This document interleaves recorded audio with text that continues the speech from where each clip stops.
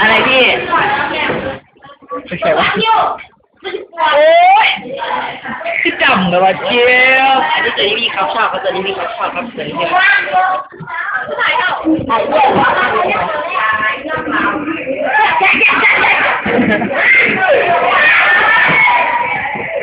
จะมุนกันในห้อง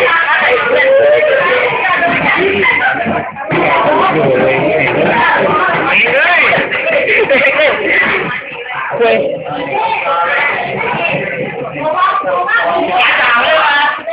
วางไปเลย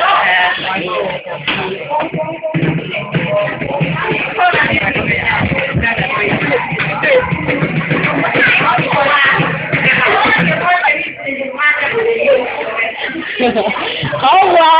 อ่ะ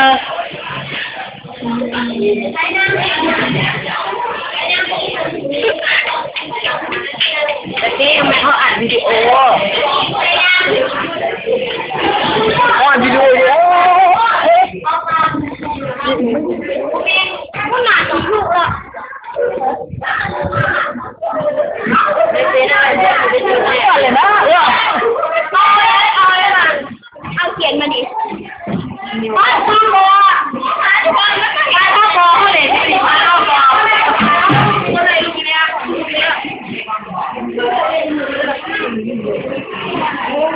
เลยซื้อเยอะเดี๋ยว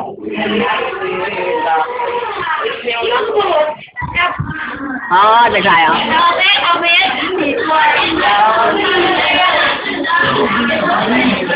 ดี๋ยวไปหาเฮ้ยยืมแมวยืมแมวหน่อยเด้อจะเอาไปลงยูทูบอ่ะ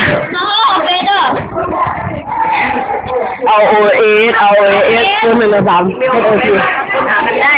แต่ไม่เห็นเนี่ยจะไม่เห็นเพลงว่าLOAS เพิ่มเป็น3เนี่ยแล้วอีโมมันดูได้อีเมลมันถูกย่าต้องจะเป็นที่ไหนตามไปกันพี่บอสพี่ขาใหญ่หันหน้านิดหน่อยวันนี้ก็ใช้นี่เลข5 3 ตัวเอามาเลย5 3 ตัวอีเมลโคตรง่ายแล้วเป็นคัดเดียวแล้วคัดเดียวหมูจังเลยเฮ้ยไก่ค่ะโอ้มันจะเป็นหยุ่งนะ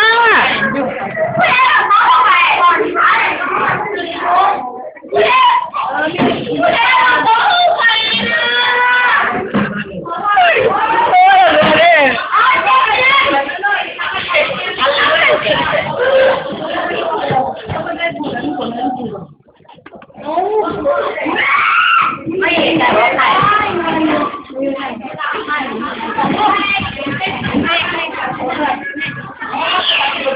รอถ่ายขายใหญ่ดิเฮ้ยขายใหญ่อย่าจับกล้องจะแตกไม่อันนั้นถ่ายใครดูเชิงดิ